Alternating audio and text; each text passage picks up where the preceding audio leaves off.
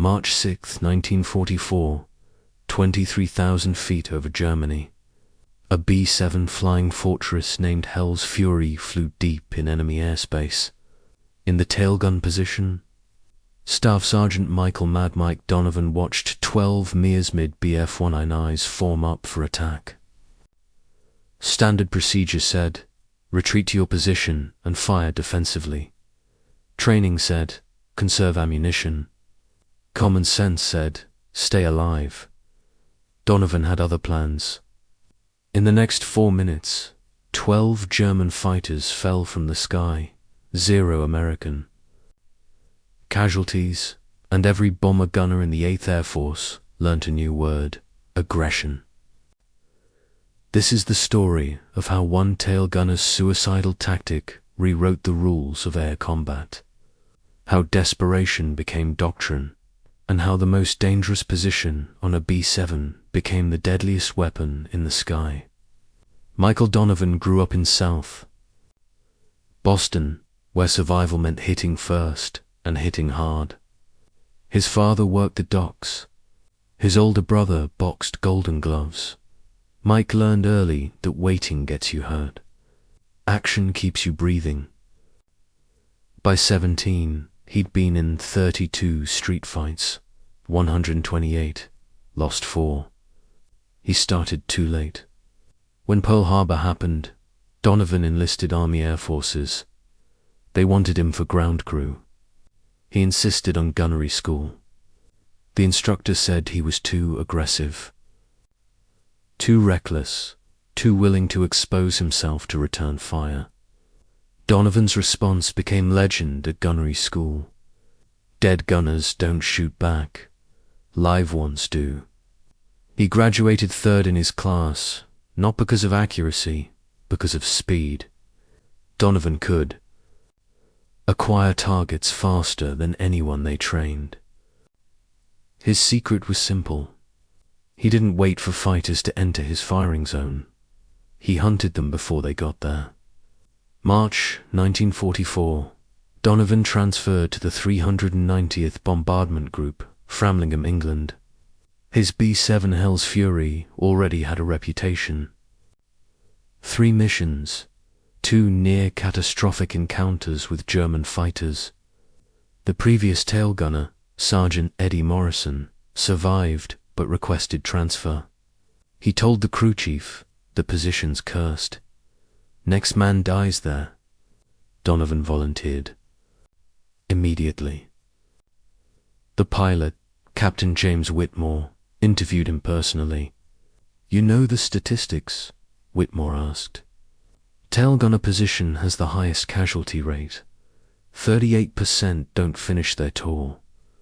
Then I've got 62% odds, Donovan replied. I'll take them. Why? Because I don't wait for them to shoot me. I shoot first. Whitmore studied him, then nodded. You're insane. You'll fit right in. Donovan's first mission. March 2nd, 1944. Target: ball bearing factory at Schweinfurt. He shot down 1 Bf-109, damage to more. But what caught attention wasn't his kills. It was his method. Standard tail gunner tactics involve defensive fire. Wait for fighters too. Commit to attack runs. Open fire when they entered effective range. Conserve ammunition. Protect the aircraft. Donovan did the opposite. He fired bursts at fighters still forming up, forced them to break formation early, wasted ammunition on targets at extreme range. His logic was simple. 1 burst at 800 yards costs 20 rounds. 1 fighter breaking attack pattern saves 10,000 pounds of aircraft and 9 lives. The math worked. His second mission, March 4th, another factory target. This time, Donovan experimented. When Bf-109s began their attack run from 6 o'clock high, he didn't track the lead fighter. He targeted the second one, the wingman. The one not expecting return fire yet. The one flying predictable patterns to maintain formation. The wingman exploded. The lead fighter, suddenly alone, broke off immediately. The entire attack disintegrated. Donovan's crew chief, Sergeant Frank Murphy, counted the ammunition expenditure after landing. "You fired 1,600 rounds, Murphy said. "Standard load is 2,000. You used 80% of your ammo on one mission." "And we didn't get hit," Donovan replied. "I'll take that trade every day." But Donovan wasn't satisfied. He'd prevented attacks. He'd disrupted formations, but he hadn't maximized his effectiveness. That night in the barracks, he studied German fighter tactics, how they approached, where they positioned, what they expected. German fighters attacked bombers in coordinated waves. Standard pattern, 4 to 6 fighters in echelon formation. Approaching from stern quarter high, lead fighter drew defensive fire. Wingman exploited the gunner's focus on the primary threat. Standard American response. Track the lead threat. Engage when certain of hits. Conserve ammunition for multiple attacks. Donovan saw the flaw. American gunners reacted. Germans dictated. The initiative belonged to the attacker. Every defensive doctrine assumed the enemy controlled timing. What if you reversed it? What if you attacked first? What if you forced the enemy to react to you? March 6, 1944. Prem mission briefing. Target aircraft factory at Augsburg. 800 B-7 South. 2,500 German fighters expected. Intelligence predicted heavy losses. Whitmore gathered his crew. "This one's going to be rough. Stay sharp. Stay alive." Donovan raised his hand. "Permission to try something different, sir." "Like what?" "Aggressive. Fire. I want to engage fighters before they commit to attack runs. Force them to defend before they attack." Whitmore frowned. "That burns ammunition. You'll be dry before the real fight, or I'll prevent the real fight." Donovan said, "Sir, we've been playing defense for 2 years. How's that working? 38% tail gunner casualty rate. Maybe it's time we stopped waiting to get shot." The pilot considered, then nodded. "You've got one mission to prove it. If we get shredded, you're off the gun." Deal. They took off at 06 for 7 hours. Formation, assembly over East Anglia. Climb to altitude. Cross the channel. Enter German airspace. At 08:04, the routine felt almost mechanical until the call came at 919. Fighters 6 o'clock high. 12 bandits. Donovan swiveled his twin 50s. 12 BF-109s, 2000 IDSL, forming up for coordinated attack. Standard response. Wait until they commit, then engage the lead fighter. Donovan did neither. He opened fire immediately at 2,000 yards. Maximum range, low probability hits. The tracers arced through empty sky. Most missed by hundreds of feet, but the effect was immediate. The German formation scattered. Lead fighter broke right. Wingman hesitated. The attack pattern disintegrated before it started. Donovan, cease. Fire. Whitmore's voice crackled over the intercom. "You're wasting ammunition." "Negative, sir. Watch what happens next." The German fighters regrouped, but now they approached cautiously. Not the aggressive diving attack pattern, hesitant, probing. The initiative had shifted. Donovan tracked the new lead fighter, waited until 1,500 yards, then opened fire again. Short, controlled bursts, not aiming to hit, aiming to intimidate. It worked. The formation broke again, but one BF-109, the wingman on the left, maintained course. Aggressive, experienced. Donovan recognized the type. Veteran pilot, wouldn't be intimidated, required different tactics. He let the fighter close. 1,400 IDs. 300, 1,200 the range where most gunners would open sustained fire. Donovan held the German closed further. 1,100. Wide, 1,000. Now the fighter filled his sights. Donovan fired. Not a burst, a sustained barrage. 200 rounds in 3 seconds. The concentration of fire was overwhelming. The BF-109 tried to brake, but flew directly into the stream of tracers. The engine exploded. The aircraft disintegrated. Pieces tumbled earthward. Good kill. The radio operator's voice. Donovan just splashed one. But Donovan wasn't celebrating. He was already tracking the next target. The remaining 11 fighters had regrouped. Now they knew the tail position was dangerous. They'd adjust tactics, come from different angles, split his attention. Standard counter to aggressive defense. Donovan expected this. He'd planned for it. When the fighters split into 2 groups, 6 attacking from 6 o'clock, 5 from 7 o'clock. He didn't try to engage both. He focused everything on the 6 o'clock group, ignored the 7 o'clock threat completely. "Waste this gunner, you've got 7 o'clock, Donovan called. "I'm holding 6.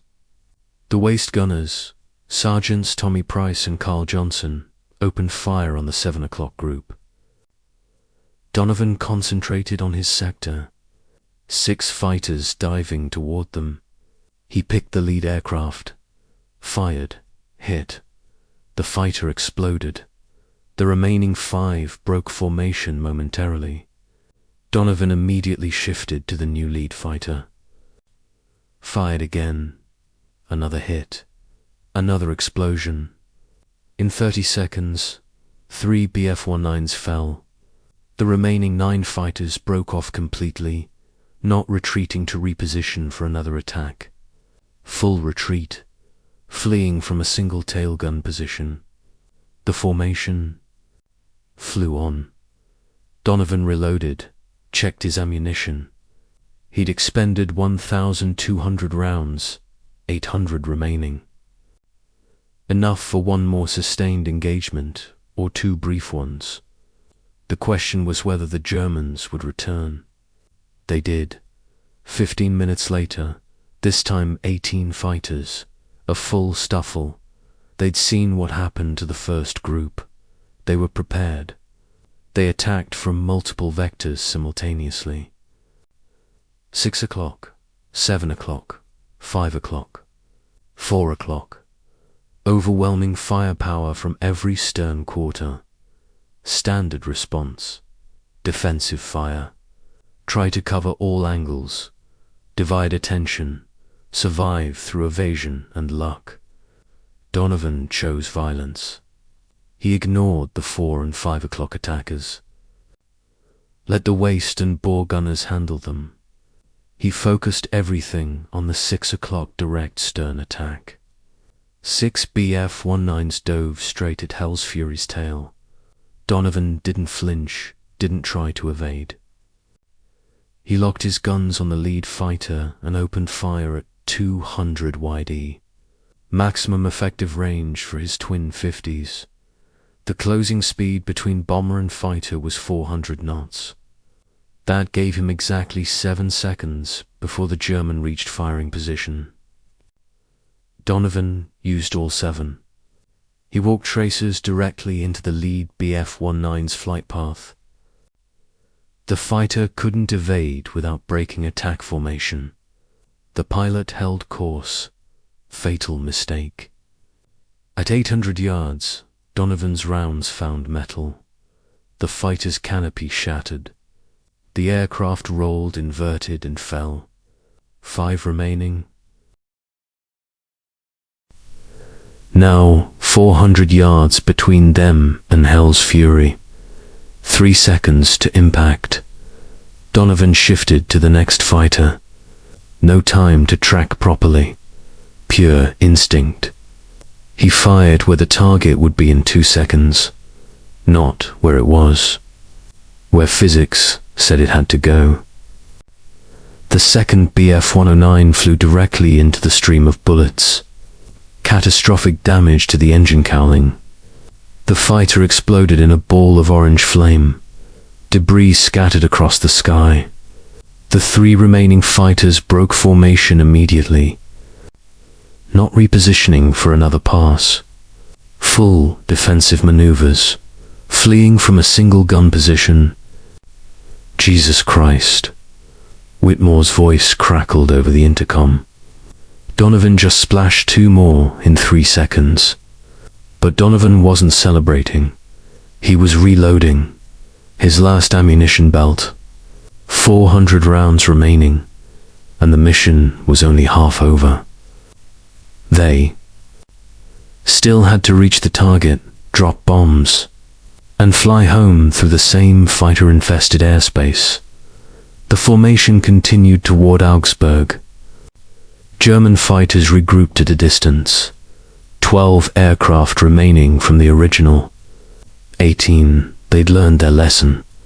Direct, stern attacks cost too much. They needed different tactics. What came next surprised everyone. The German fighters didn't attack. They shadowed the bomber formation, stayed just outside gun range, waited. Whitmore recognized the pattern immediately. They're calling in reinforcements. We're about to get hit by everything they've got. He was right. 10 minutes later, radar picked up new contacts. 36 fighters, a full grouper. 3 staff of Bf-109s and FW-190s combined with the 12 already shadowing them. Hell's Fury faced 48 enemy fighters against a single B-7's defensive armament. Standard procedure in this situation: Radio 4, fighter escort. Tighten formation with nearby bombers. Maximize overlapping defensive fire. Survive through coordination. But Hell's Fury had drifted from formation during the earlier attacks. The nearest friendly bomber was 3 miles away. No P-51 escorts in range. They were alone. Donovan checked his ammunition. 380 rounds against 48 fighters. The math didn't work. Unless he changed the equation. Captain Donovan called over the intercom. Permission to try something. What? Attack. Silence. Then Whitmore's voice, carefully controlled. Explain. Those fighters are forming up for coordinated assault.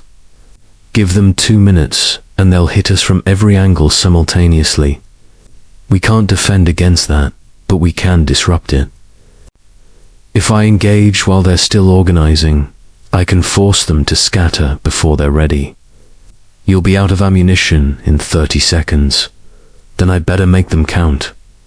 Donovan said, Sir, defensive tactics don't work when you're outnumbered 20 to 1.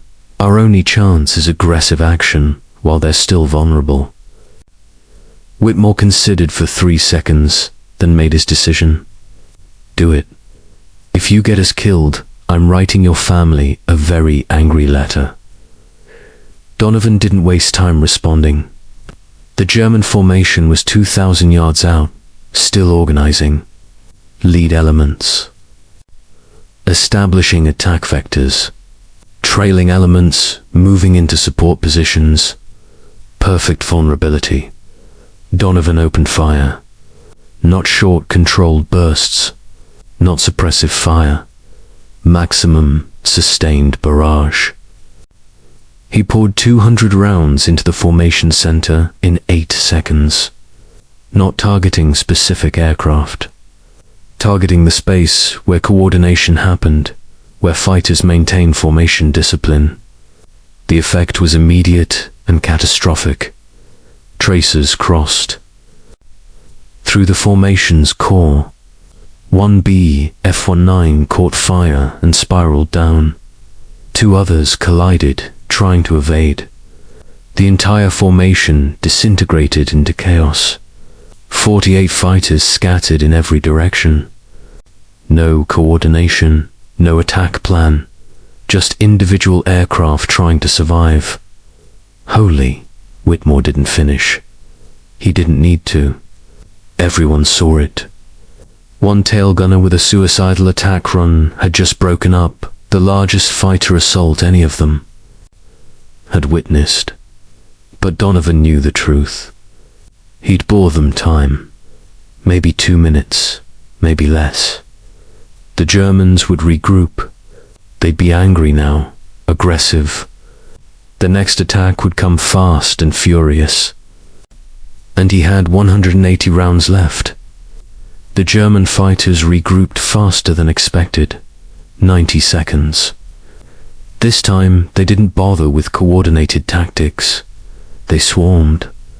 12 fighters dove from 6 o'clock simultaneously. No formation, no strategy, just overwhelming violence. Donovan picked his targets carefully. Not the closest fighters, not the most aggressive.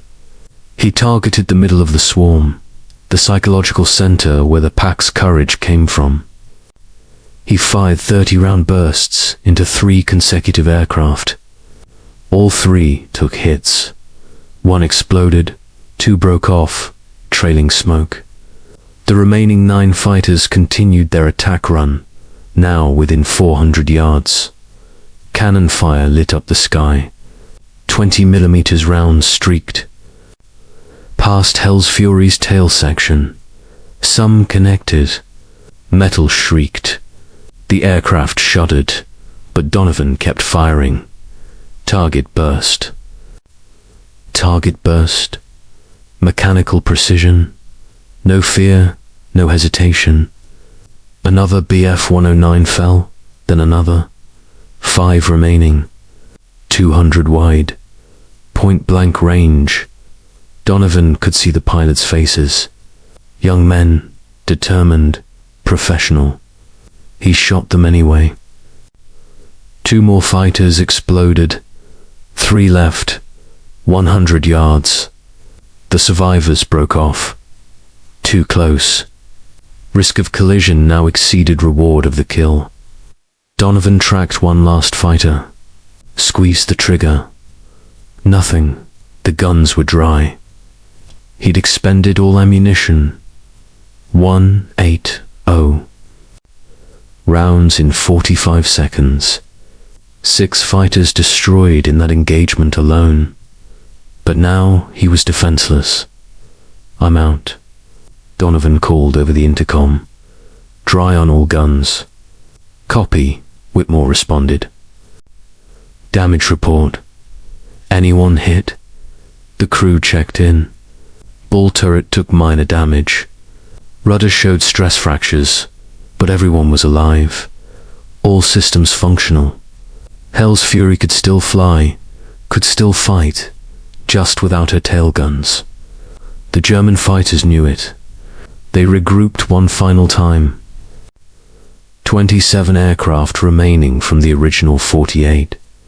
They'd lost 21 fighters to a single bomber, to a single gun position. The loss rate was catastrophic, unsustainable.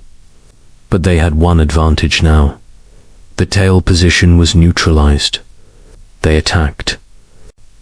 From directly astern, 6 o'clock low, the one vector Donovan's empty guns couldn't cover. Standard tactic when you know the enemy is defenseless. They came in tight formation, slow, methodical, no wasted shots. This was execution. Donovan watched them approach. 400 YD, 300, 200. He had no ammunition, no way to defend. But he had one weapon remaining: psychology. He traversed his guns to track the lead fighter, followed it precisely, maintained perfect targeting discipline, as if his weapons were loaded, as if he could fire at any moment. The lead German pilot saw the twin 50s tracking him, saw the barrels aligned perfectly with his cockpit. He broke formation, immediate hard right turn, pure instinct overriding knowledge. The guns might be empty, but the threat reaction was hardwired. When someone aims at you, you evade. The rest of the formation followed their leader. They broke attack pattern. Not because Donovan could shoot them, because they believed he could. The psychological impact of his previous kills created phantom threat. Empty guns became as effective as loaded ones through reputation alone. They're breaking off. The ball turret gunner's voice cracked with relief. They're actually breaking off. And they were. The German formation scattered, didn't regroup for another attempt. They'd lost 21 aircraft to this single bomber. The cost was too high. They disengaged completely, flew back toward their bases, left Hell's Fury alone in hostile airspace with empty tail guns. The bomber formation continued to Augsburg, dropped their bombs, destroyed the aircraft factory, flew home through 3 more fighter contacts, but none engaged Hell's Fury. Word had spread through German radio communications. One B-17 with an insane tail gunner had single-handedly destroyed 21 fighters. The warning was clear: avoid that aircraft. Too dangerous. Too costly. Hell's Fury landed at Framlingham at 16:47 hours. 9 hours after takeoff, Donovan climbed out of his tail position. His hands were steady, no shakes, no visible stress.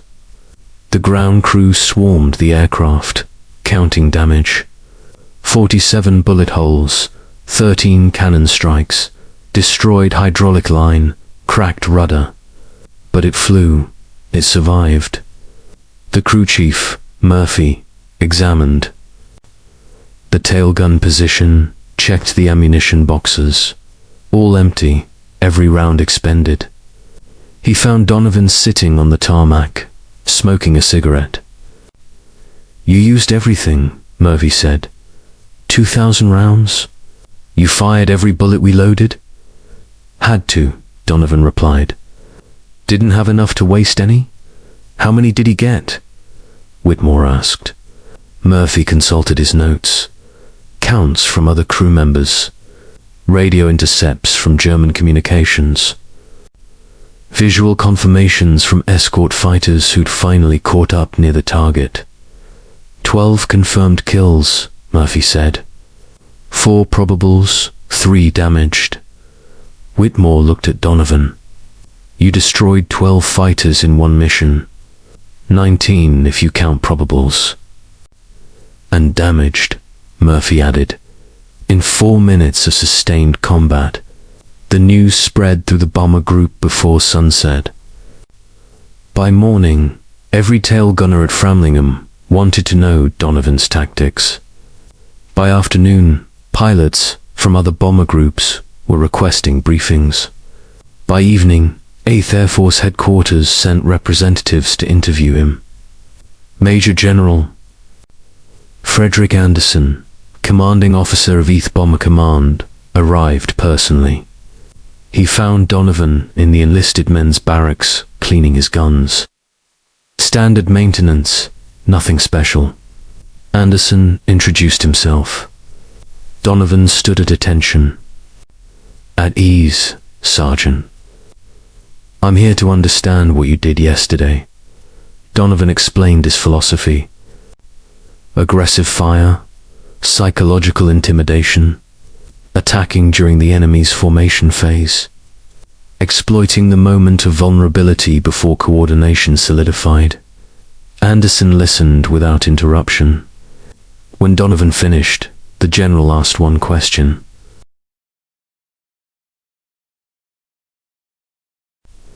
"Can you teach this to the right men?" Donovan said, "Not everyone's got the temperament. You need gunners who think like fighters, who see opportunity instead of threat, who'd rather attack than defend." "Find them," Anderson ordered. "I'm authorizing a special training program. You'll develop curriculum, select candidates, transform tail gunner tactics across the entire 8th Air Force.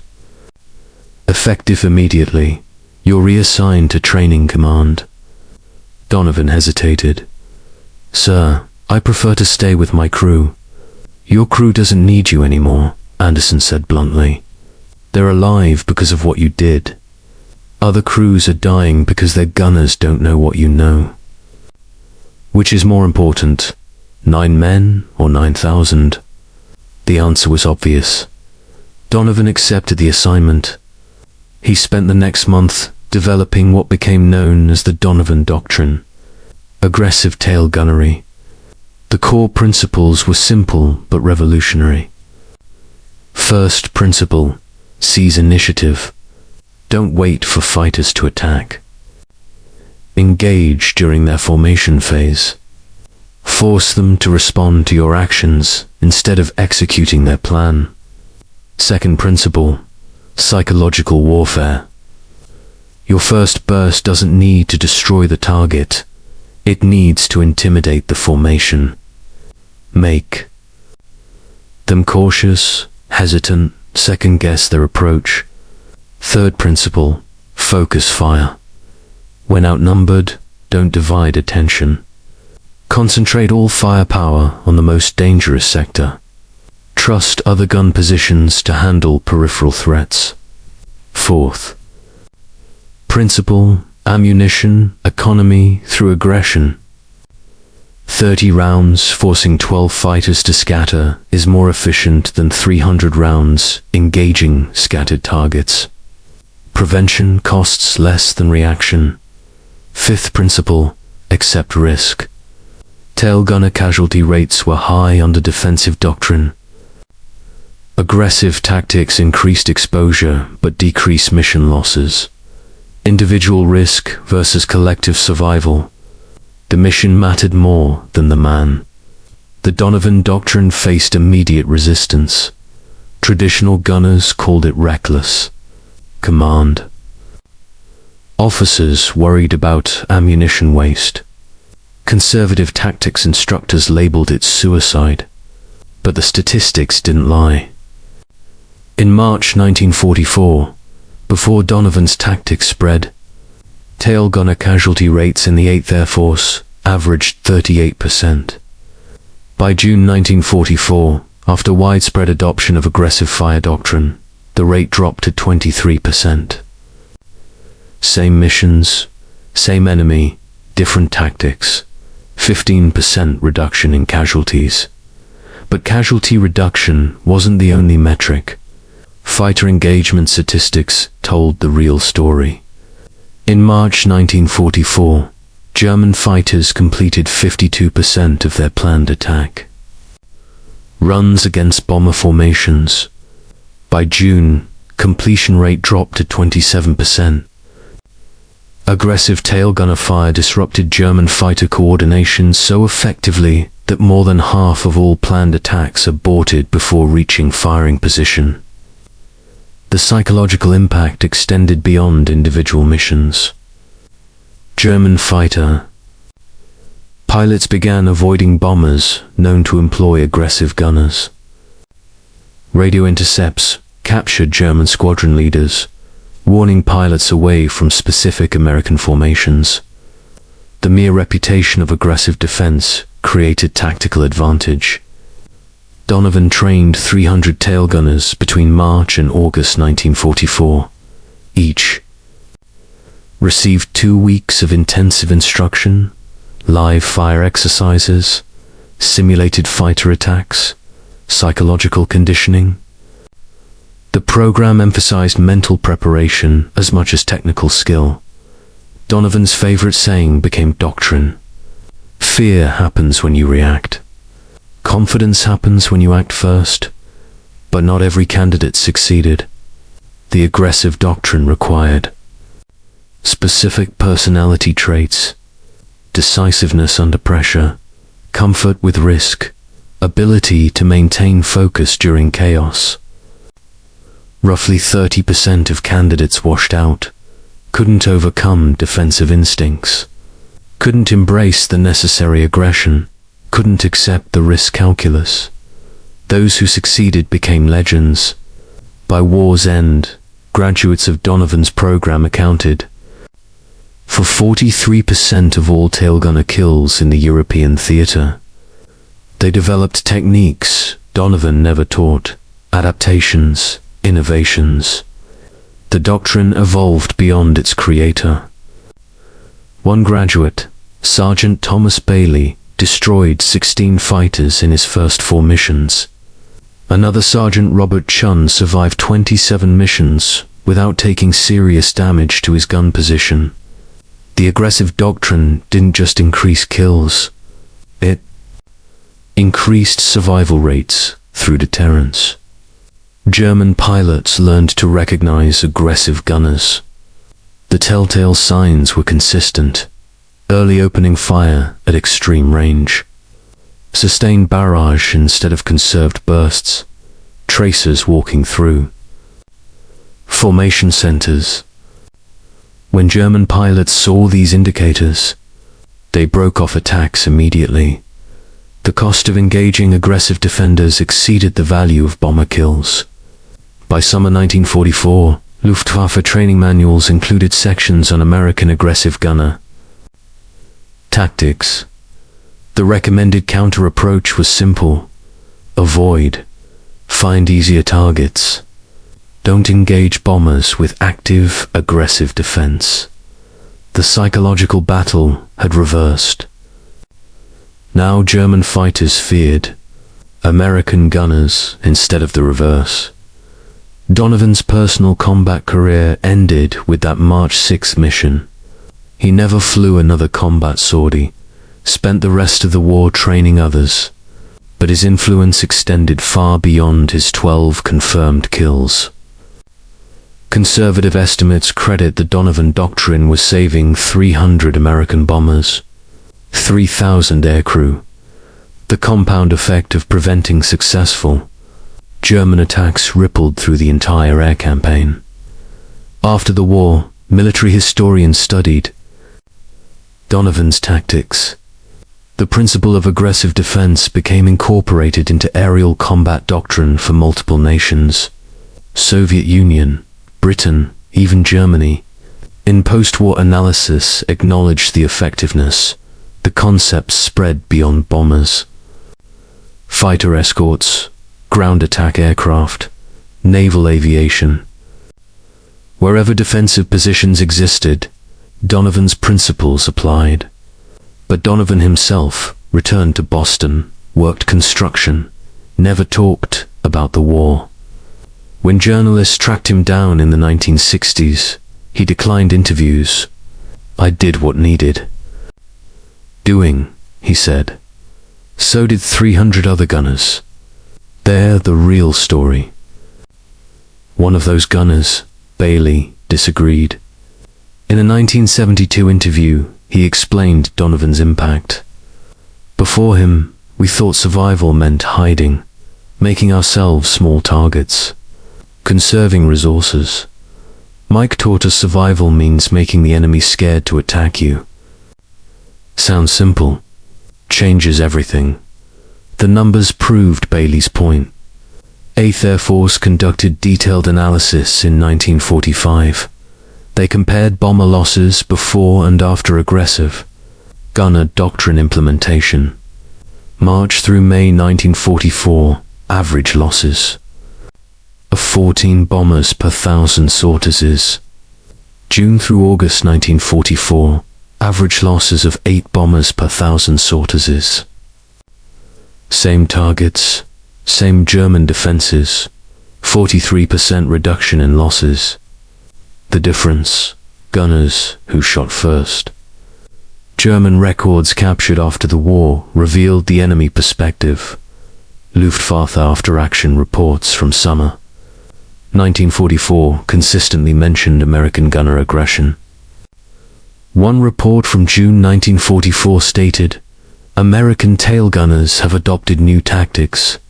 They engage formations during approach phase with sustained fire.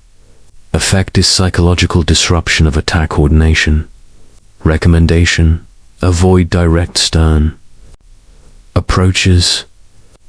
Utilize high-angle diving attacks from 11 o'clock or 1 o'clock positions. The recommendation proved difficult to implement. High-angle diving attacks required different training, different coordination, different risk assessment. Many German pilots couldn't adapt. Those who tried anyway encountered aggressive waist gunners using similar tactics.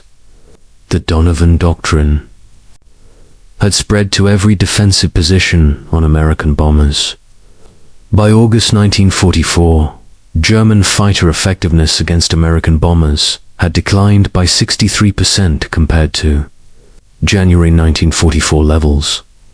Multiple factors contributed: better fighter escorts, improved bomber formation tactics, strategic targeting of German oil production.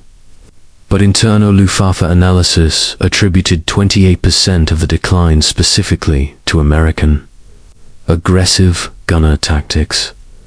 Donovan never knew these numbers, never saw the German analysis, never learnt the full extent of his influence.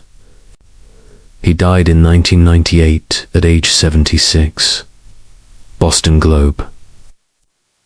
Obituary mentioned his distinguished service across his 16 years working construction, his wife, Margaret, and 3 children. One paragraph mentioned his war service, tail gunner, 8th Air Force, developed new A tactics. The paragraph didn't mention 12 kills in 4 minutes, didn't mention 300 gunners trained, didn't mention 3,000 lives saved, didn't mention how one South Boston street fighter changed aerial combat doctrine for every nation that studied his methods. His funeral drew 17 people, family mostly, to war buddies, no military honor guard, number 21 gun salute, just a quiet service at St. Augustine Cemetery. The priest who performed the service didn't know about March 6, 1944. Didn't know about the Donovan doctrine. Didn't know he was burying a man who'd altered the course of aerial warfare. But the other tail gunners knew. Every veteran of aggressive gunner training knew. They'd gathered informally the night before at a bar in South Boston. Raised glasses. Told stories. Remembered the man who taught them to shoot first and intimidate the bastards who wanted them dead. Bailey, now 74, gave the toast. Mike Donovan never thought he was special, just a guy doing his job. But his job saved 3,000 of us. Every bomber that made it home because German fighters broke off their attack. Every gunner who survived his tour because he learned to be aggressive instead of defensive. Every mission that succeeded because the enemy was too scared to engage. That's Mike's legacy. Not 12 kills, 12,000 lives. The Donovan doctrine remains standard doctrine in modern aerial combat training. Fighter pilots learn aggressive engagement principles.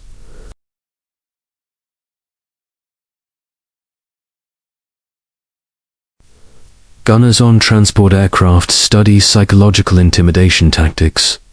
Even modern missile defense systems incorporate the concept of early engagement to disrupt enemy coordination. March 6, 1944 lasted 4 minutes. 1 tail gunner, 12th enemy. Fighters. The moment when defense became offense. When reaction became action. When one South Boston street fighter proved that survival doesn't come from hiding. It comes from making your enemy too scared to fight. Michael Donovan fired 2,000 rounds, destroyed 12 aircraft, saved 3,000 lives, changed warfare forever.